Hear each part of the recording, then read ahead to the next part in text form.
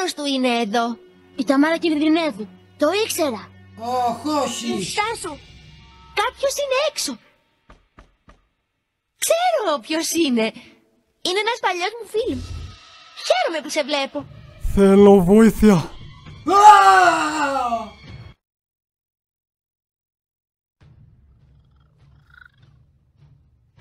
Γνωρίζεστε εσείς οι δύο. Τον βρήκα στο δάσος και τον έριξα κάτω. Μετά μου έδωσε τσάι και καλές συμβουλές. Μπορώ να μπω? Η πριγκίπισσα Ζούρα είναι στην βάση Ξέ. Αυτή έχει την Ταμάρα. Έχει συλλάβει και τον ανιψιό μου. Άρα θα πολεμήσουμε μαζί την Αζούλα. Και θα σώσουμε την Ταμάρα και τον Ζούκο. Στάσου! Είπες και τον Ζούκο. Φαντάζομαι πως νιώθεις για τον ιψιό μου.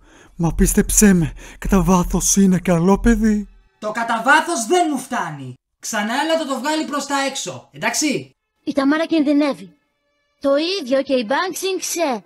Μόνο αν συνεργαστούμε θα πετύχουμε. Έφερα κάποιον που ίσως μπορεί να βοηθήσει.